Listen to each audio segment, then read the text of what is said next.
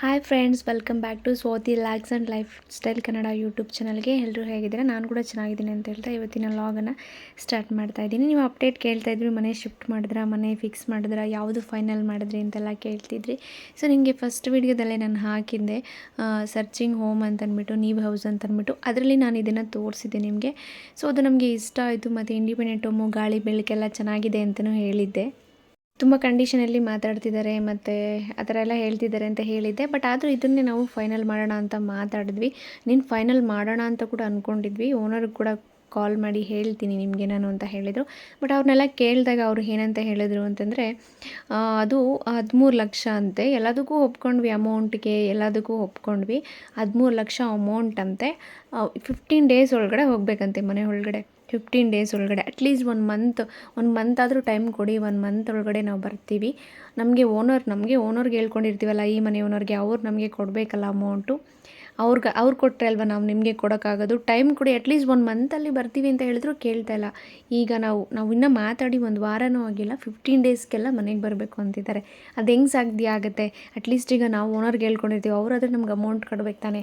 ಅದು ಅಮೌಂಟು ನಿಮಗೆ ಬೇಕಾದರೆ ಅದು 1 ಶಾಟಲ್ಲೇ ಕ್ಲಿಯರ್ ಮಾಡಬೇಕಂತೆ. ಹೋಗಲಿ, ನಾನು ಅಗ್ರಿಮೆಂಟ್ ಹಾಕಿಸ್ಕೊಂಡು ಸ್ವಲ್ಪ ಒಂದು 80%, ಇವಾಗ 20% ಮನೆಗೆ ಬಂದಾದ್ಮೇಲೆ ಕೊಡ್ತೀವಿ, ಯಾಕಂದರೆ ನಿಮ್ಮ ಟೈಮ್ ಕೊಡ್ತಾ ಇಲ್ವಲ್ಲ ಅಂತ ಕೇಳಿದ್ರೆ ಹಂಗೂ ಆಗಲ್ವಂತೆ. 1 ಶಾಟಲ್ಲೇ 13 ಲಕ್ಷ ಕ್ಲಿಯರ್ ಮಾಡಬೇಕಂತೆ. ಮತ್ತು 15 ಡೇಸ್ ಒಳಗಡೆ ಅವ್ರು ಮನೆಗೆ ಹೋಗಬೇಕಂತೆ. ಅದು ಹೆಂಗೆ ಸಾಧ್ಯ ಆಗುತ್ತೆ ಅಲ್ವಾ? ಅಷ್ಟೊಂದು ದೊಡ್ಡ ಅಮೌಂಟ್ ಕೊಡಬೇಕಂದ್ರೆ ಅಟ್ಲೀಸ್ಟ್ ಓನರ್ಗೆ ಹೇಳ್ಕೊಂಡಿರ್ತೀವಲ್ಲ. ಇವಾಗ ಎಲ್ಲೇ ಆಗಲಿ ಮನೆ ಖಾಲಿ ಮಾಡಬೇಕಾದ್ರೆ ಓನರ್ಗೂ 3 ತಿಂಗಳು ಟೈಮ್ ಕೊಟ್ಟಿರ್ತಾರೆ ಅಮೌಂಟನ್ನು ವಾಪಸ್ ಕೊಡೋದಕ್ಕೆ. ನಮಗೂ ಮನೆ ಹುಡುಕೊಂಡು ಬೇರೆ ನೋಡ್ಕೊಳ್ಳೋದಕ್ಕೆ ಮನೇನ ನಮಗೂ 3 ತಿಂಗಳು ರೂಲ್ಸ್ ಪ್ರಕಾರ, ಅಗ್ರಿಮೆಂಟ್ ಪ್ರಕಾರ 3 ತಿಂಗಳು ಇದೆ. ಅಟ್ಲೀಸ್ಟ್ 1 ತಿಂಗಳಾದರೂ ಟೈಮ್ ಕೊಡಿ, ನಾವು ಬರ್ತೀವಿ. ಓನರ್ಗೆ ಹೇಳಿದ್ದೀವಿ, ನಾವು ಓನರ್ಗೆ ಹೇಳಿ ವಾರನೂ ಆಗಿಲ್ಲ. 15 ದಿನಕ್ಕೆ ಅಮೌಂಟ್ ಕೊಡಿ ಅಂದರೆ ಓನರ್ ಕೊಡ್ತಾರಾ ನಮಗೆ ಅಂತ ಹೇಳಿದ್ರೆ ಒಪ್ಪುತ್ತಾನೇ ಇಲ್ಲ.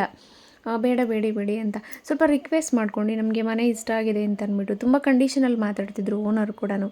1 ತಿಂಗಳಲ್ಲೇ ಅಟ್ಲೀಸ್ಟ್ 1 ತಿಂಗಳು ಕೊಡಿ ಗ್ಯಾಪು, ನಾನು ಬರ್ತೀನಿ ಅಂತಂದ್ರೂ ಆಗೋದೇ ಇಲ್ಲ. 1 ಶಾಟಲ್ಲಿ ಕ್ಲಿಯರ್ ಮಾಡಬೇಕು ಮತ್ತು ಬೇಗ ಮನೆಗೆ ಬರಬೇಕು ಅಂತ ಹೇಳಿದ್ರು.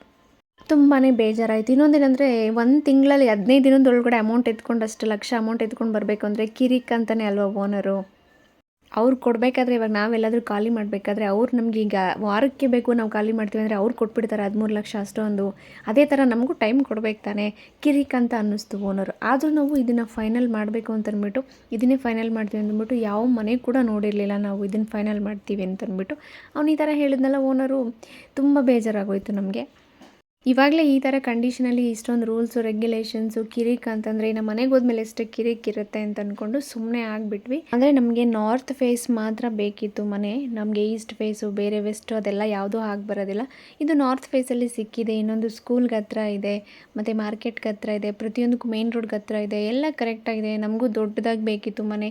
ಈಗ ಎಲ್ಲೂ ಸಿಗೋದಿಲ್ಲ 30-40 ನಮಗೆ ದೊಡ್ಡದಾಗಿ ಬೇಕು ಅಂತಂದ್ಬಿಟ್ಟು ನಾವು ತುಂಬ ಯೋಚನೆ ಮಾಡಿದ್ವಿ. ರಿಕ್ವೆಸ್ಟ್ ಕೂಡ ಮಾಡ್ಕೊಂಡ್ವಿ ಓನರ್ನ, ಆಗೋದೇ ಇಲ್ಲ ಅಂತಂದ್ಬಿಟ್ಟು. 1 ಶಾಟಲ್ಲಿ 15 ಡೇಸ್ಗೆ ನಾವಿನ್ನು ಓನರ್ ಕೊಡೋದು ಬೇಡವಾ ನಮ್ಗೆ ಅಮೌಂಟು? ನಾವು 15 ಡೇಸ್ಗೆ ಹೋಗ್ಬಿಡ್ತೀವಿ ಅಂದರೆ, ಯಾರೇ ಆಗಲಿ 15 ಡೇಸ್ಗೆ ಅಮೌಂಟ್ ಕೇಳಿದ್ರೆ ಅವ್ರಿಗೂ ಪಾಪ ಕೊಡೋಕ್ಕೆ ಟೈಮ್ ಕೊಡಬೇಕಲ್ಲ. ಅವ್ರು ಯಾರ್ಯಾರು ಕೊಟ್ಕೊಂಡಿರ್ತಾರೋ ಏನೋ. ಸೊ ಅದರಿಂದ ಕಿರಿಕ್ ಅಂತ ಅನ್ನಿಸ್ತು, ಬೇಡ ಅಂತ ಸ್ಕಿಪ್ ಮಾಡಿಬಿಟ್ವಿ. ಸರಿ, ಇನ್ನು ಬೇರೆ ಮನೆ ಆದರೂ ಹುಡ್ಕೋಣ ಅಂತ ಅಂದ್ಬಿಟ್ಟು ಇದನ್ನು ನೋಡಿದ್ವಿ. ತುಂಬ ಮನೆಗಳು ನೋಡಿ ನಮ್ಗೆ ಇಷ್ಟ ಆಗಿಲ್ಲ. ಬಟ್ ಇದು ಹೊಸದಾಗಿ ಕನ್ಸ್ಟ್ರಕ್ಷನ್ ಆಗ್ತಿತ್ತು. ಇದು ಮೇಗೆ ಗೃಹಪ್ರವೇಶ ಆಗುತ್ತೆ ಅಂತ ಹೇಳಿದ್ರು. ಸೊ ಇದೇ ಮನೆನ ನೋಡಿದ್ವಿ ನಾವು.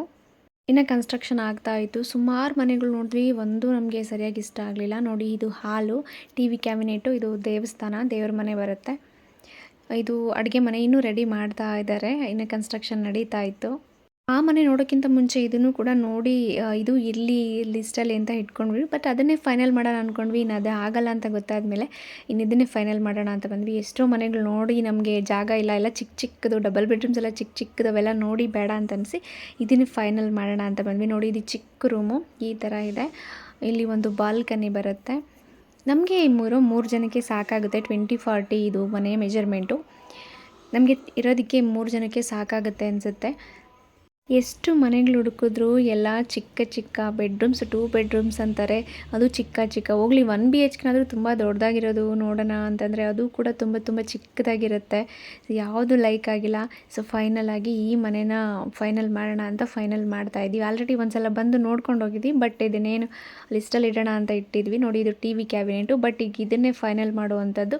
ಸಂದರ್ಭ ಬಂದಿದೆ. ಇದನ್ನು ಯಾಕೆ ಫೈನಲ್ ಮಾಡಿದ್ವಿ ಅಂತಂದರೆ, ಬೇರೆ ಮನೆಗಳೆಲ್ಲ ಸ್ಕೂಲ್ ಹತ್ರ ಇದ್ದರೆ ಮನೆ ಹತ್ರ ಇರಲ್ಲ, ಮನೆ ಹತ್ರ ಇದ್ದರೆ ಸ್ಕೂಲ್ ಹತ್ರ ಇರಲ್ಲ, ದೂರ ಇರ್ತಿತ್ತು. ಬಟ್ ಇದು ಎಲ್ಲದಕ್ಕೂ ಮೇನ್ ರೋಡ್ಗೆ ಮತ್ತು ಮಾರ್ಕೆಟ್ಗಾಗಲಿ ಶಾಪ್ಸ್ಗಾಗಲಿ 2 ಶಾಪಿಂಗ್ ಮಾಲ್ ಕೂಡ ಇದೆ ಅಲ್ಲಿ, ಸ್ಕೂಲ್ಗೆ ಎಲ್ಲ ಹತ್ರ ಆಗುತ್ತೆ.